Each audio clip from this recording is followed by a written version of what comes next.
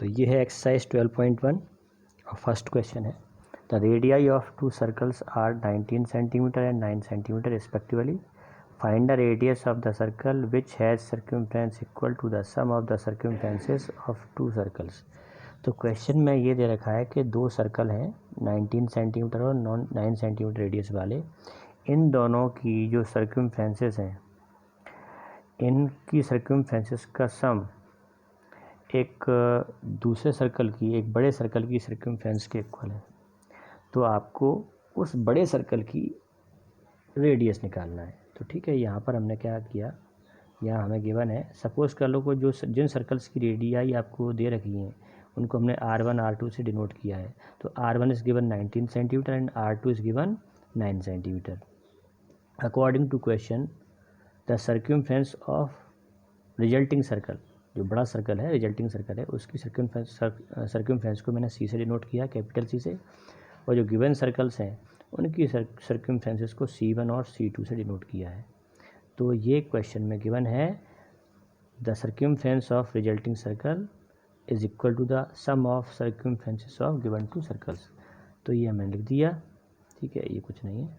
अब मैं क्या करूँगा यहाँ पर इस C की जगह पर, है ना, क्योंकि हमने जो रिजल्टिंग सर्कल है उसकी रेडियस को स्मॉल r से डिनोट किया है। तो यहाँ पर हमें स्मॉल r निकालना है। स्मॉल r मतलब रेडियस ऑफ रिजल्टिंग सर्कल, ठीक है। तो यहाँ पर मैंने रिजल्टिंग सर्कल की सर्कमफ्रेंस के प्लेस पर 2 पाई r लिखा है, ये पाई बना है, ठीक है, कंफ्यूज मत होना। ये 2 पाई r लिखा है इस C के प्लेस पर, ठीक है, 2 पाई r।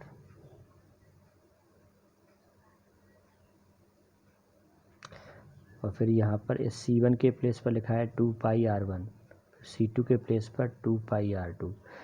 तो जब सर्कल की रेडियस को हम R1 से रिप्रेजेंट कर रहे हैं तो उसकी सर्कमफ्रेंस 2 पाई R1 हो जाएगी, रेडियस को R2 से रिप्रेजेंट कर रहे हैं तो सर्कमफ्रेंस 2 पाई R2 हो जाएगी, ठीक है।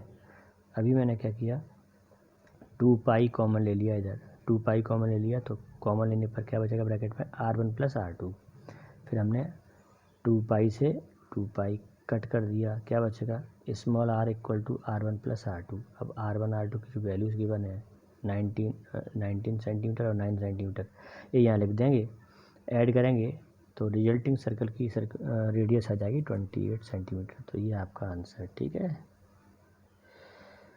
इस तरह से हम ये कर सकते हैं। सेकंड क्वेश्चन भी कुछ मिलता जुलता है, सिमिलर क्वेश्चन है, बस इसमें एरियाज़ की बात आई है ना। तो जो रिजल्टिंग सर्कल है उसका जो एरिया है गिवन टू सर्कल्स के एरियाज़ का सम है। तो एक बार मैं क्वेश्चन रीड कर देता हूँ। The radii of two circles are 8 centimetre and 6 centimetre respectively find the radius of the circle having area equal to the sum of the areas of two circles, ठीक है।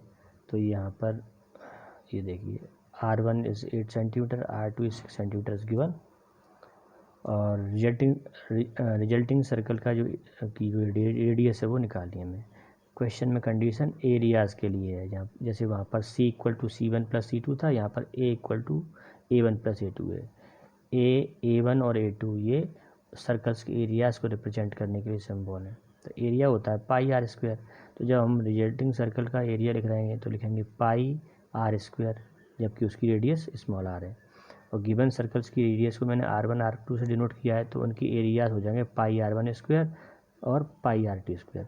तो ये आ जाएगा pi r square equal to pi R1 square plus pi r, यहाँ पे R2 लिखना था, ठीक है, R2 स्क्वायर।